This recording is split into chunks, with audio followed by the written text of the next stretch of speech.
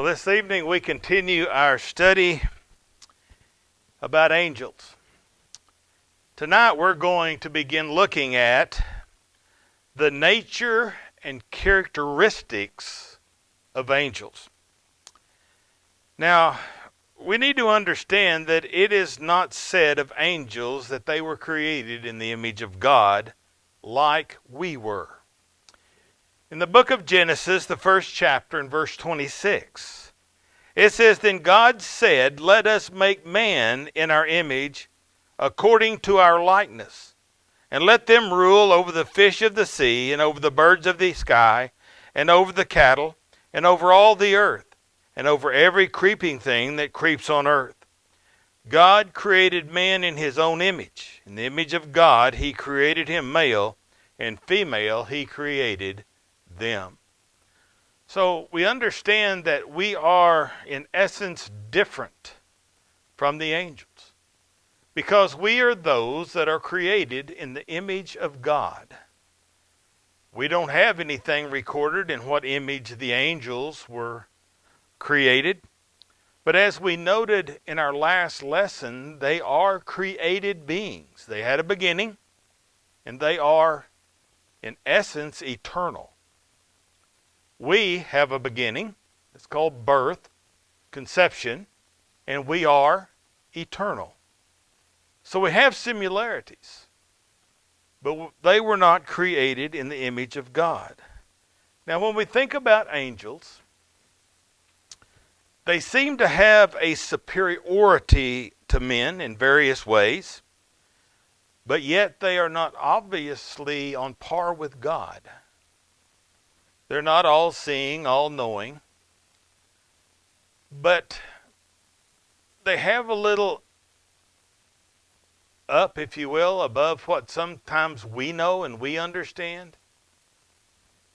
But yet, there's other things that we may be superior. The psalmist tells us in Psalm chapter 8, beginning there in verse 3, "When I consider your heavens, the works of your fingers, the moon and the stars, which you have ordained. What is man that you take through him, the son of man that you care for him? And you have made him a little lower than God, and you crown him with glory and majesty." We are lower than God, but even the angels are those that are lower than God, his creation. We look in the book of Hebrews, to Hebrews, the 6th chapter. Hebrews, the 2nd chapter, verse 6. The Hebrew writer says, "But one has testified something, saying, what is man, that you remember him, or the son of man, that you are concerned about him? You have made him a little lower than the angels. You have crowned him with glory and honor, and have appointed him over the works of your hands. You have put all things in subjection under his feet. For in subjecting all things to him, he left nothing that is not subject to him. But now we do not yet see all things subject to him." When we think about the angels, they know a whole lot more about what's going on because they have that access to heaven than what we do. But yet God has given us the information that we need to make it through this world. And someday we too will be in that heavenly abode. But the angels, as we have noted, they have a special job. They have special things that they are to do. There are many things of life here in this world that are visible and invisible to the naked eye. You think about some of the plants and animals that are microscopic that we just can't see, but also many things in heaven that are invisible, but they're all under God. God is in control of all things. When we look at angels, there seems to be different works for different angels.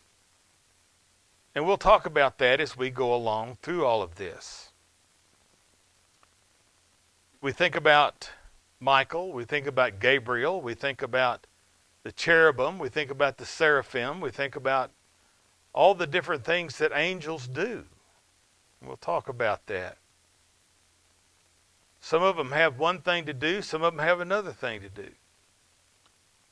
But all they do, the good angels, and we'll talk about the difference between the good and the bad, the good angels do the bidding of God. That's what they're about.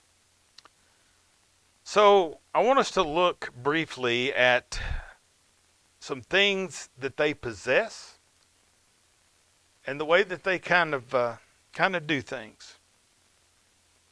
Number one, they have a greater intelligence than man in our present state, but are not allowed to be like God. We read in the book of Daniel, the 8th chapter and verse 13.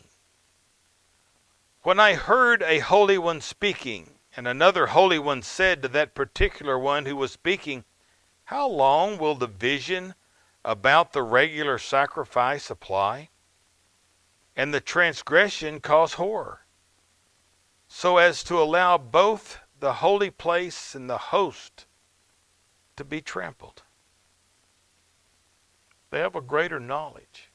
Like I said a moment ago, they have access to that heavenly abode.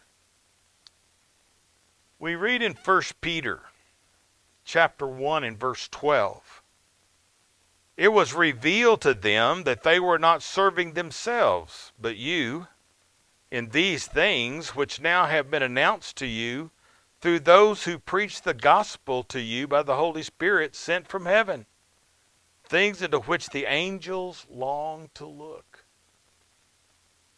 So they may have a greater intelligence, but there's still things that they don't know. Things that we don't know, mysteries. But we know what we need to know. That's the blessing that God has given us, is that we know the things that we need to know to get to that heavenly abode. And then we will know all things.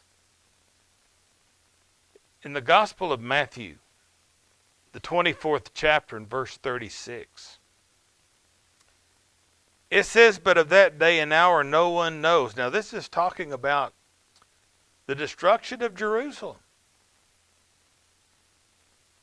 It's talking about the time that all of that's going to come to an end. But of the day and the hour no one knows, not even the angels of heaven, nor the Son, but the Father alone. God knew whenever he would put an end to Jerusalem.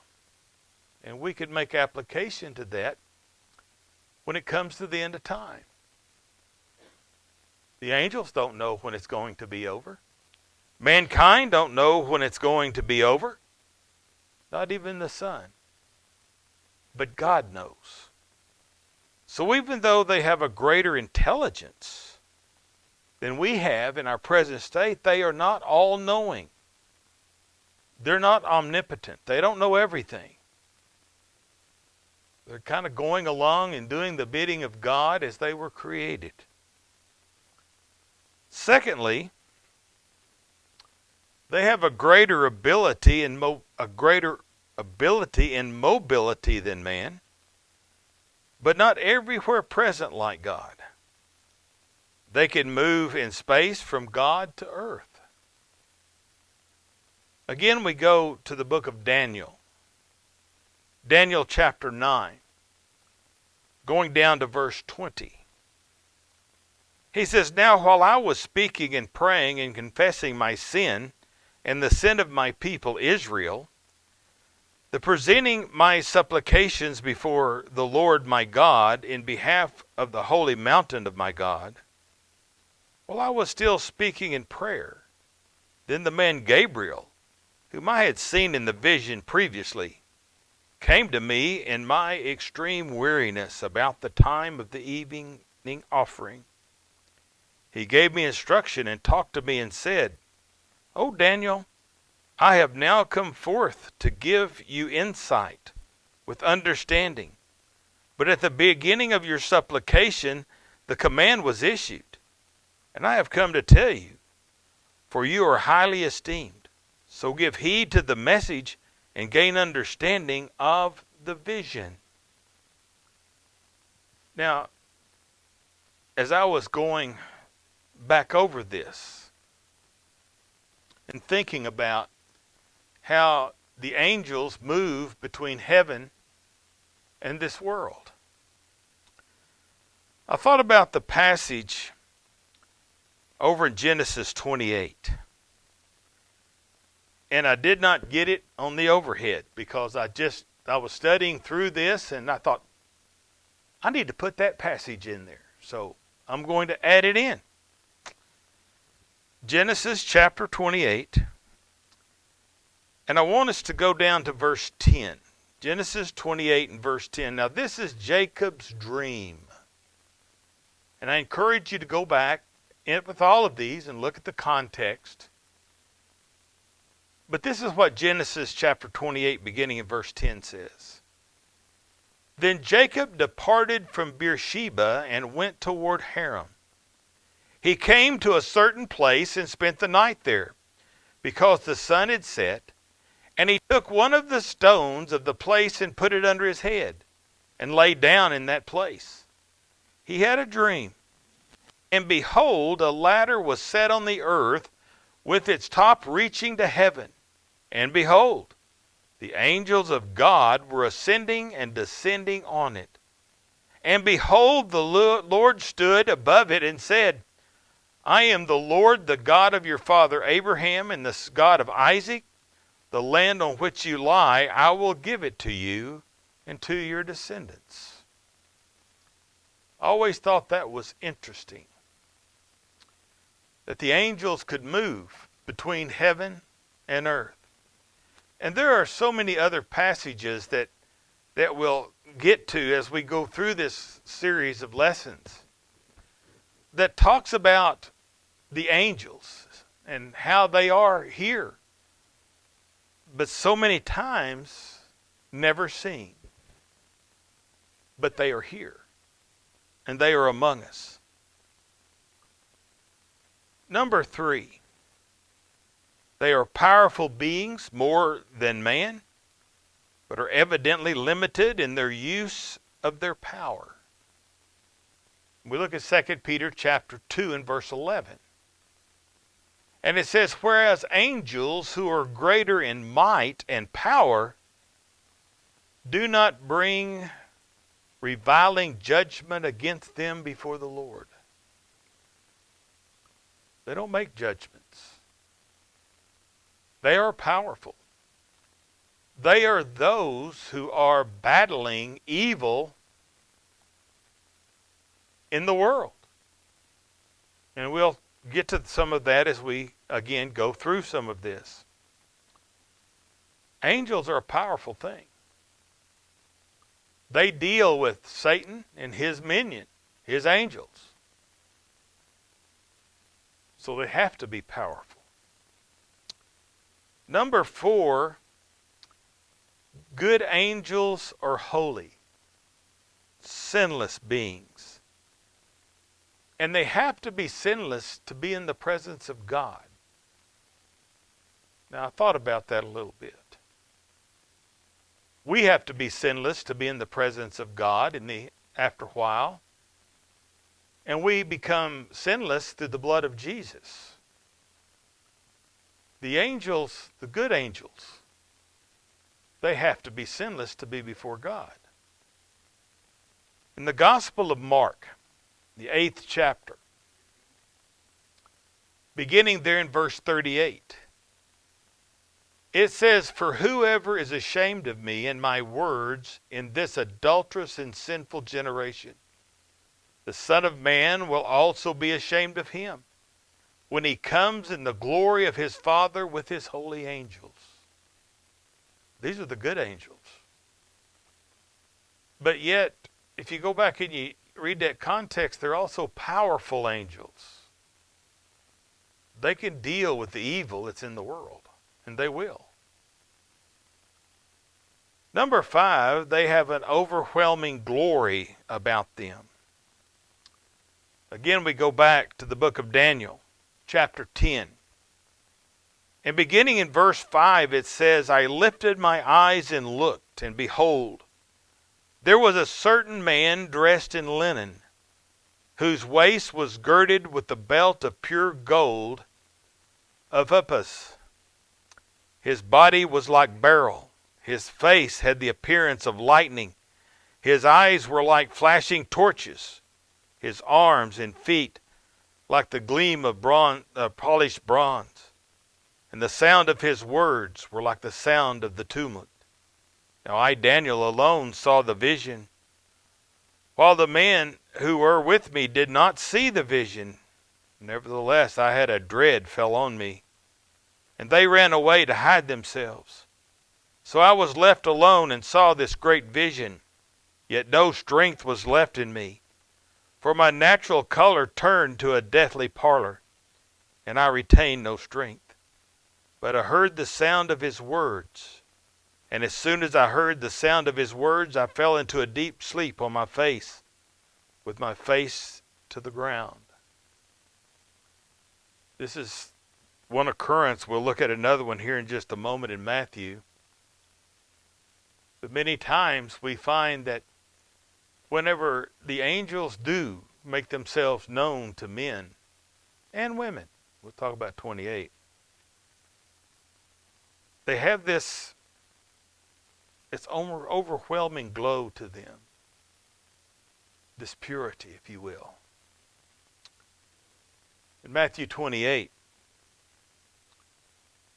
the women going to the tomb of Jesus. Matthew 28, beginning there in verse 1, it says, Now after the Sabbath, as it began to dawn toward the first day of the week, Mary Magdalene and the other Mary came to look at the grave. And behold, a severe earthquake had occurred. For an angel of the Lord descended from heaven and came and rolled away the stone and sat on it. And his appearance was like lightning, and his clothing as white as snow. The guards shook for fear of him and became like dead men. The angel said to the women, Do not be afraid, for I know that you are looking for Jesus who has been crucified. Now the guards, the Roman guards there, they fell out like dead men because of fear. But this angel spoke to the woman, says, Don't be afraid. We see the overwhelming glory. And we see sometimes in other passages that they may not have as much overwhelming glory as previous passages that we've looked at. Number 6, these are spirit beings. They're not physical, yet they can appear to be as human.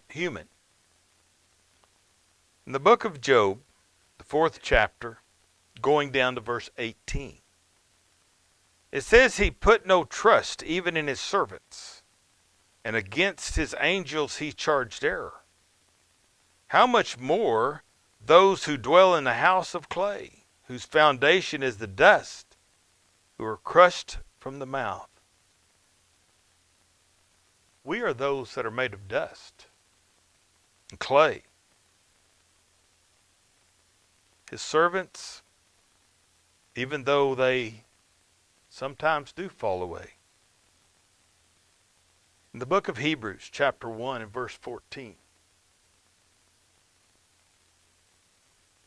it says, Are they not all ministering spirits sent to render service for the sake of those who will inherit salvation?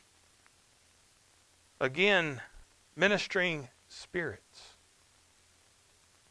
And truly, we may not see the angels, but the angels are among us. What do?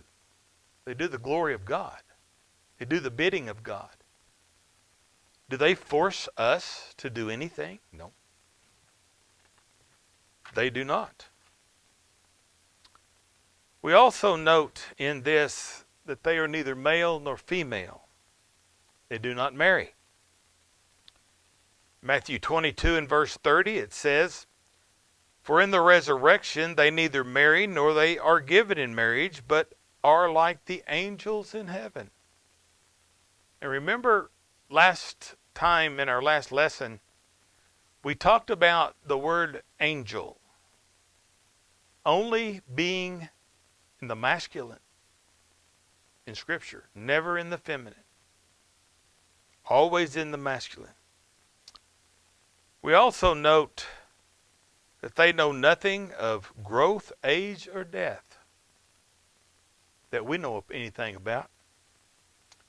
In Luke 20 and verse 36 it says, "For they cannot even die anymore, because they are like angels, and are sons of God, being sons of the resurrection."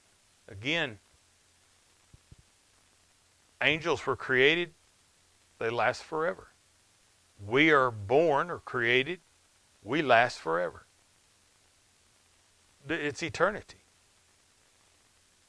We may die physically in this body, but we still live forever. Number 7.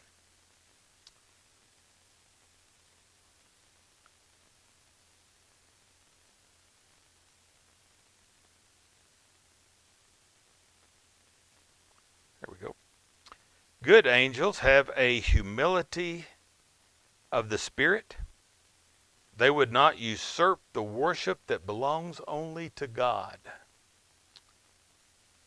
Angels are not to be worshiped, ever. Yet, there are those in our world that worship angels. But they don't want to be worshiped. They know where true worship needs to be, and that is to God alone.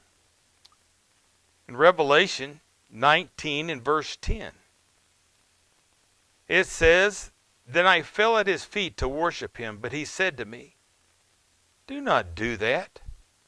I am a fellow servant of yours and your brethren who hold the testimony of Jesus. Worship God.'" The testimony of Jesus is the spirit of prophecy. We worship God and God alone. We don't worship angels. And then going on down into Revelation to the 22nd chapter and verse 8. It says, "I, John, am the one who heard and saw these things. And when I heard and saw, I fell down to worship at the feet of the angel who showed me these things.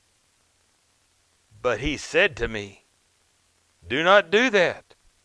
I am a fellow servant of yours and of your brethren the prophet, and of those who heed the word of this book. Worship God.'" We are to worship God, God alone. But again, there are those who worship angels in our world. Worshipping anything but God is forbidden. In the book of Exodus, the 20th chapter, beginning in verse 1, it says, "Then God spoke all these words, saying, I am the Lord your God, who brought you out of the land of Egypt, out of the house of slavery. You shall have no other God before me." Just the one true and living. That's it. Number 8. Like men, they seem to have power of choice as to whether they will choose to obey God or not. Think about that.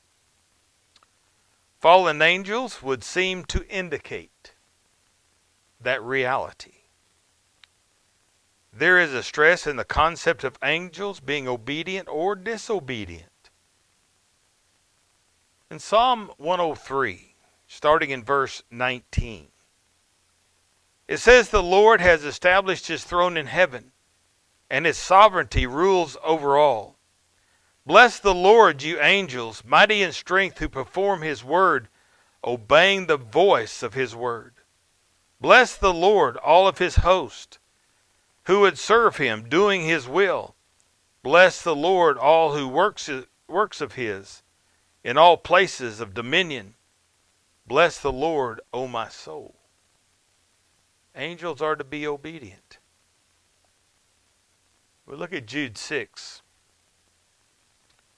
It says, "And the angels who did not keep their own dominion, but abandoned their proper abode, he has kept in eternal bonds under darkness for the judgment of that great day." Some of the angels made the choice not to be obedient to God. 2 Peter chapter 2 and verse 4. "For if God did not spare angels when they sinned, but cast them into hell and committed them to the pit of darkness reserved for judgment." The angels who sinned, they were cast out. And then in Revelation 12 and verse 7 says, "And there was war in heaven, Michael and his angels waging war with the dragon, and the dragon and his angels waging war." Well, that's Satan and his minions, Satan and his angels, in whom they were waging war. Those who are disobedient to God, those who left God. So whether it be the angels or a human person, we have choice. Don't have to follow God, but the consequences are real, and we reap those consequences. We sow the wrong seed, we get the wrong plants, if you will. Number 9, they can manifest their presence to humans in various ways, often appearing as another human. Genesis 18, starting in verse 1, it says, "Now the Lord appeared to him by the oaks of Mamre, while he was sitting at the tent door in the heat of the day. And he lifted up his eyes, and he looked, and behold, 3 men were standing opposite him. When he saw them, he ran from the tent door to meet them, and bowed down to the earth, and said, 'My Lord, if now I have found favor in your sight, please do not pass your servant by.'" They were in human form.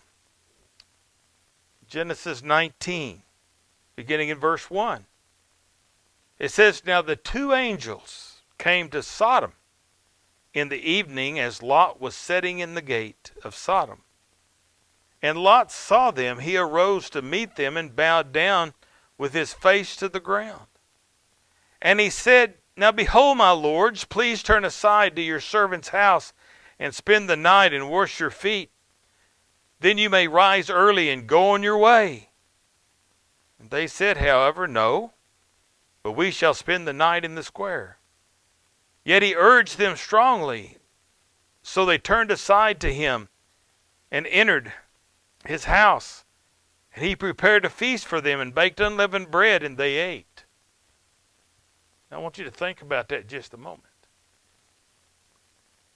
He denoted these individuals in their human form. What else did they do? They ate. He prepared a feast and baked unleavened bread for them. So they took on that mantle, if you will, of human form. In Hebrews 13, well, let's go back up to Genesis 19, verse 10. It says, "But the men reached out their hands and brought Lot into the house with them and shut the door." Now, most of us understand what's going on here. This is where the men of the city had come to take away these 2 men that Lot had brought to his home. But they were angels. "They struck the men who were at the doorway of the house with blindness, both small and great, so that they wearied themselves finding a way, trying to find the doorway. And the 2 men said to Lot, 'Whom else have you here a son-in-law, and your sons and your daughters, and whomever you have in the city, bring them out of this place. For we are about to destroy this place, because their outcry has become so great before the Lord, that the Lord has sent us to destroy it. They blinded those that were at the door. They tell Lot to gather up his family and to get out of Sodom. Why? Because they were powerful. They were about to bring wrath and destruction upon Sodom and Gomorrah. And if you go back and you read all of this, that's exactly what they did. They brought complete destruction upon these two cities because of the sins of the cities. Now we look at Hebrews chapter 13 and verse 12. It says, "Do not neglect to show hospitality to strangers, for by this some have entertained angels without knowing it."